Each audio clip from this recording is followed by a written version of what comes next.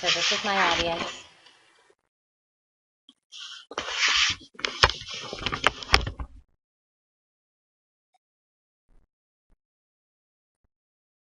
Hello, my name is Amber Budnow, and today I'm here to persuade you that we as citizens need to demand that all government bodies be united in marijuana offenses. As per the Americans for Safe Access website, the DEA has conducted 528 raids in the last 17 years. 207 of them, over half, have been since the Obama administration has taken office.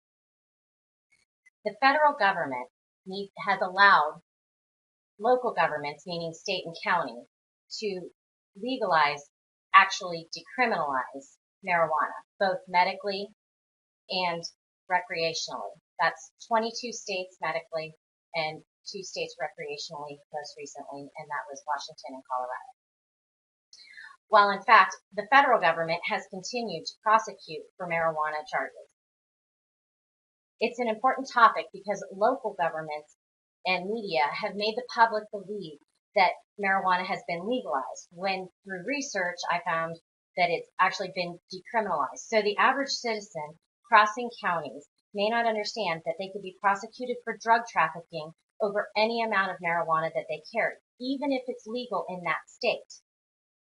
And this was just written about by Jonathan Bryce in the Colorado Springs Independent newspaper. The average citizen needs to know which side of the law they're on. All aspects of the government need to be on the same page. We need to come together, write our congressmen and women, senators, any government officials, get petitions signed. That way everyone knows where they stand when it comes to marijuana. In fact, marijuana wasn't always illegal. It was it was used in other materials such as fibers and cloths. But in 1930, the Federal Bureau of Narcotics formed, and in 1937, marijuana was made illegal to grow, to prescribe, and to dispense. Not only that, it was made a Category 1 narcotic. So being a Category 1 narcotic, this means that there is a potential for addiction, has no medical value, and they lack a safety regulation, so they don't know how to dose it exactly. Now, the present marijuana regulations, the problem with that is that they're just not consistent. So they vary. They vary from state to state and from county to county. And this is also seen in Stuart Taylor's article where he says that it's not consistent in residency, possession, distribution, and cultivation. And of course that's in types, quantities, and whether it's residential or commercial. In any event, it's not just the individuals that are being prosecuted for their participation in marijuana activities.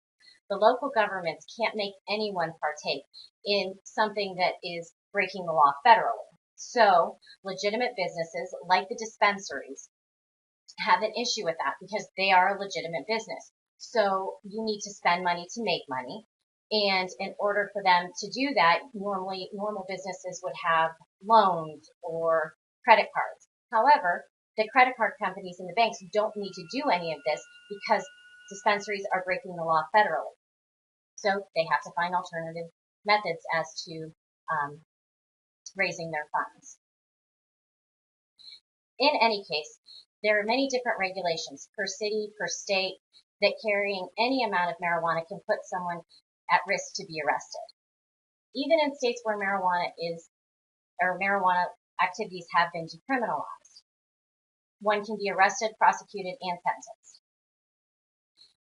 This leads to a lot of confusion, and it doesn't necessarily it's not just the consumers that are confused, it's also the law enforcement officers.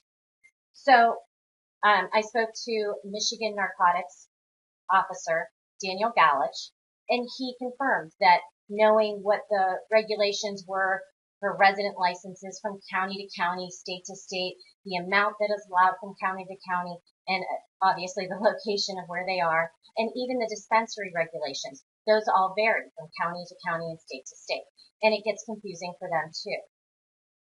As far as the consumers go, we could talk to someone such as Sherry Floor, who was a co-owner of a dispensary with her husband, Richard Floor. Now, Richard Floor suffered from osteoporosis, hepatitis C, and diabetes. He died while serving a 5-year sentence, just for the dispensary cultivation. Another person that we could talk to would be Jerry DeVell. Now, Jerry DeVell also was a cultivator from Michigan this time. He had a kidney transplant, pancreatic transplant, neuropathy, and glaucoma, and is currently serving 10 years. And this is for cultivation. By the way, his son, Jeremy, is serving 5 because he wouldn't testify against his father.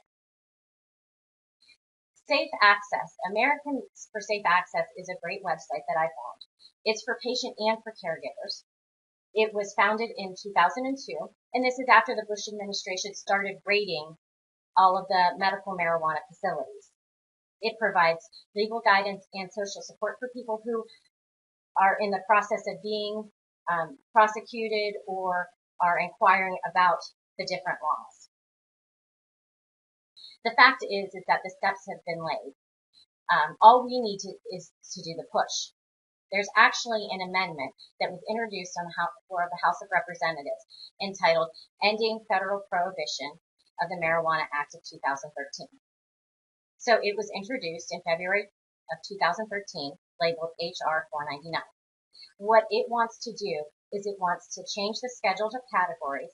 It wants to reduce and rename the felony drug charge of marijuana. And it wants to eliminate any penalties that cultivating and dispensing or distribution would be for marijuana charges. What we need to do, the steps have already been laid. We need to petition, we need to sign letters, we need to talk to our local government, our senators, our House of Representatives, and we can even go to a website, whitehouse.gov, and sign a petition saying we want it to be federally legal. All we have to do is demand the push. The steps are there. The federal government has allowed the individual, state, and counties to decriminalize marijuana, not legalize it.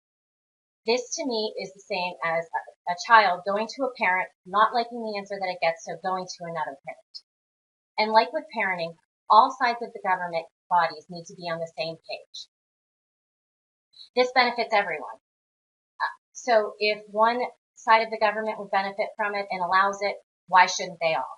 I'm not taking the stance on legalize it, don't legalize it. It's already been done. All I'm asking for, and all that we should be asking for, is the consistency that we deserve. Know where your rights are and know what we're doing is right. Thank you.